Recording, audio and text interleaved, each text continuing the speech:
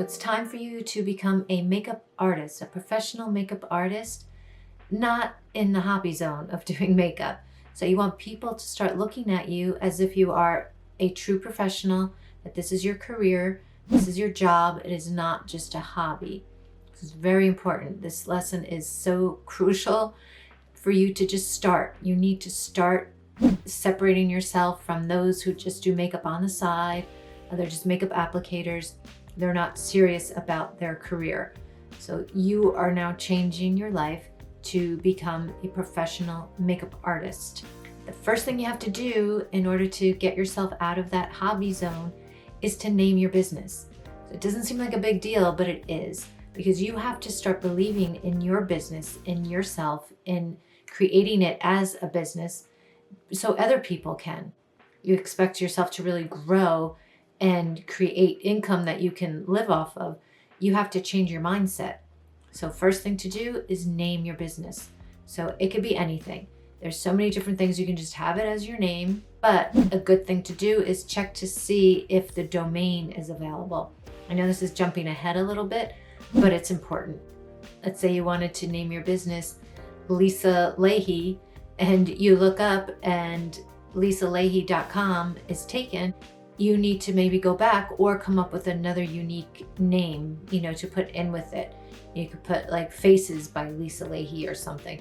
So you need to pick out a name, do a little search, go on to GoDaddy, check to see if the name is available, because it's going to help you if you want to continue to build and grow your business. It'll be very helpful if the domain is available. Make sure that you're comfortable with it, because this is going to be the beginning of your career. Doesn't mean that you can't change it later, but it's much better not to, because you want people to know you, refer you to people. And it doesn't always have to be just your name. Like my business is Faceware.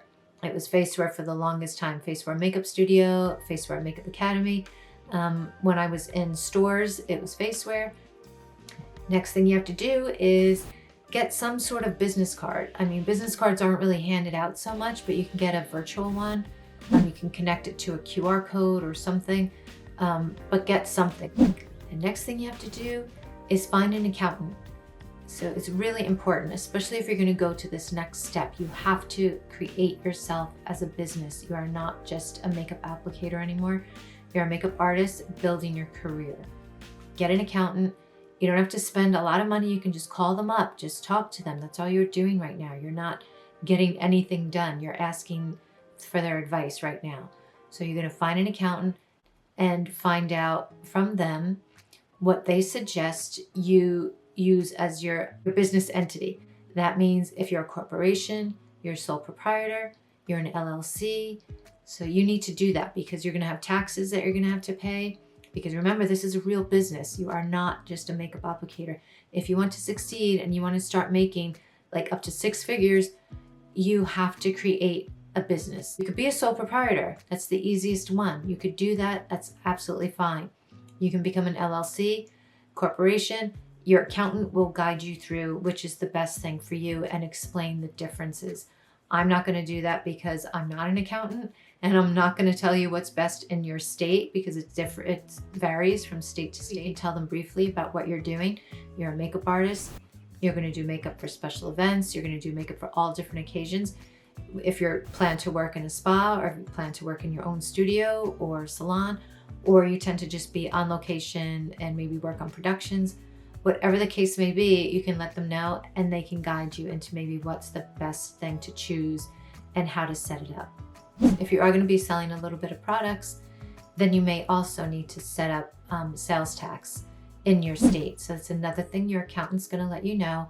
If you want to sell products, how do you sign up to sell and accept sales tax? You don't want to not do that, because if you get caught, you're going to have fines to pay and everything. And you can decide later. You can right now just do services and find out also in your state if you have to charge tax to do services. So an accountant is very important. So make sure you find one. Ask them all these questions. Tell them what services you're going to do, if you're going to sell product or not. Find out what entity you should be, and if you should, collect sales tax right now. Now you're going to go to the county clerk's office, the village clerk's office. I don't know what, maybe you call it differently in your state or your county. You have to set up your name officially. So they're gonna tell you what to do. You're gonna give them the name. You go down there, do the research, and then you get like a little certificate saying that you've done this. So this is also important because most likely you won't be able to open up a business checking account without this information. So you have to go down to get your legal name set up with your county. So this way they know you're a business and they know that you're gonna have your official, I think it gets like a little stamp of approval. It gets signed like a notary. It's official. So now you're making it official that now you are a business. You have the name picked out. You go down to the county clerk's office. You get it official, get it stamped, get your little certificate. Now you can go to the bank and set up your checking account. This is also very important. You need to set up a business checking account. You can't just put money into your personal account because the accountant probably told you that already. You need to separate the two. No matter what entity you are, even if you're sole proprietor, you have to have a separate checking account, a business account, not your personal account. Even though it's still under you, you have to have a separate business checking account. And everything you do from there on, you can get a little debit card, you can get a credit card, and have your business name on it. So even if it is your own name, you still have to register it and use it as a business. It's not just your name anymore, it's a business name. So now that you've done all those things, you named your business, you figured out a way to promote it, like you get your business card, your virtual card, your QR code. To that, you go find an accountant and you figure out your business entity, if you're sole proprietor, an LLC or a corporation, find out if you have to charge sales tax or not. Then you're going to go to the village clerk or the county clerk's office, set your name up legally. You're gonna set up your business name, and then you're gonna get your checking account, your business checking account. So those are the things you have to do in order to make you a business, because you're not doing this as a hobby. This is your business, your career. Now that you've done that, just start looking into how to build a website, because having a website is very important.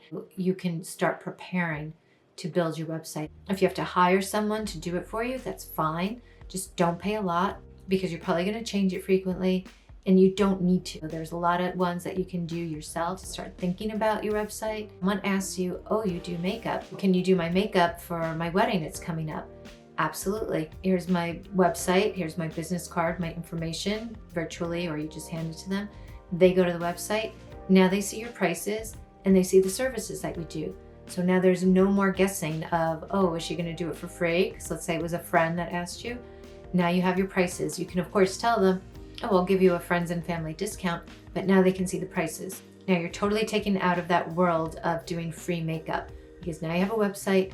You can show people, these are my services and this is the prices that I charge. We're going to go into all of that later, but start thinking about it now. The next thing you have to do is set up for credit card payments. Do not think you don't have to do this. Don't go that way, because you want people to spend as much money as they can. They don't want to think twice, oh, I only have this much cash on me. Oh, I can't get the lip gloss, I can't get this because this is all I have. Accept credit card payments. There's so many different ways you can do it. There's Square, which I love, PayPal. But you can still do Zelle. Find out from your accountant which one you should do. It's a lot of good business information with Square. They let you know how much you've done in the year, in the week, in the day. QuickBooks, I think, has one too now. So do your research.